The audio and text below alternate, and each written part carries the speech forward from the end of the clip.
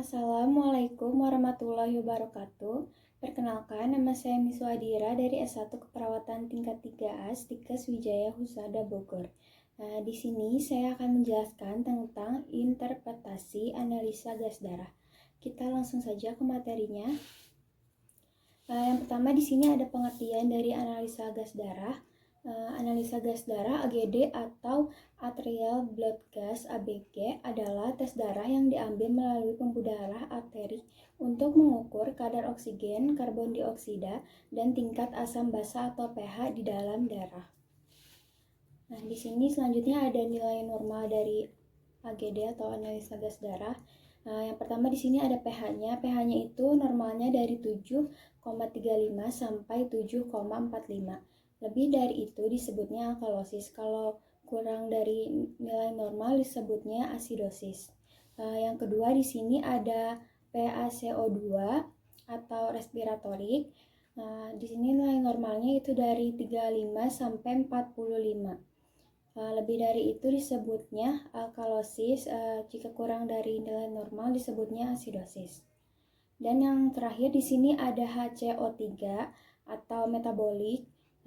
Nilai normalnya itu 22 sampai 26.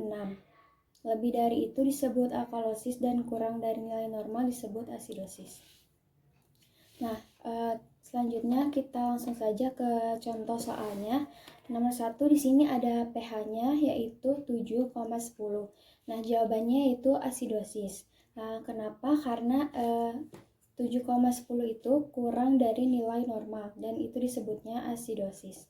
Nah, nomor 2 di sini ada PaCO2 60 dan jawabannya itu alkalosis karena itu melebihi nilai normal jadi disebutnya alkalosis.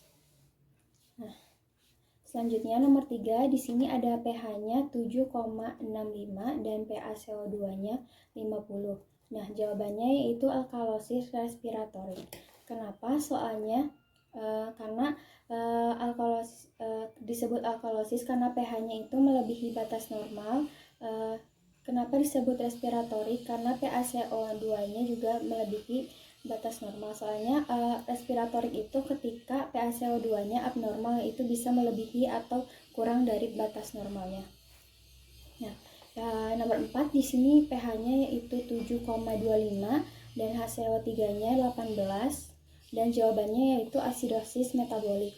Kenapa? Karena yang pertama pH-nya itu kurang dari normal, disebutnya asidosis, dan kenapa metabolik? Karena HCO3-nya yaitu abnormal. Metabolik itu ketika HCO3-nya kurang atau melebihi batas normal. Selanjutnya nomor 5 di sini ada pH-nya 7,43, lalu PaCO2-nya 50 dan HCO3-nya 30. Yaitu jawabannya alkalosis metabolik terkompensasi penuh. Kenapa? Karena pH-nya di sini itu sebenarnya normal, tapi karena mendekati ke alkalosis jadi itu masuknya ke alkalosis. Yang kedua itu metabolik karena HCO3-nya di sini abnormal. Dan terkompensasi penuh yaitu ketika pH-nya normal tapi PaCO2 dan HCO3-nya itu abnormal. Nah, selanjutnya nomor 6. Di sini pH-nya ada 7,10, PaCO2-nya 55 dan HCO3-nya 32. Jawabannya yaitu asidosis respiratorik terkompensasi sebagian. Kenapa jawabannya seperti itu? Karena di sini pH-nya itu kurang dari batas normal. Jadi asidosis, dan PaCO2-nya juga abnormal, jadi disebutnya respiratorik dan terkompensasi sebagian, yaitu ketika pH, PaCO2 dan HCO3-nya itu abnormal.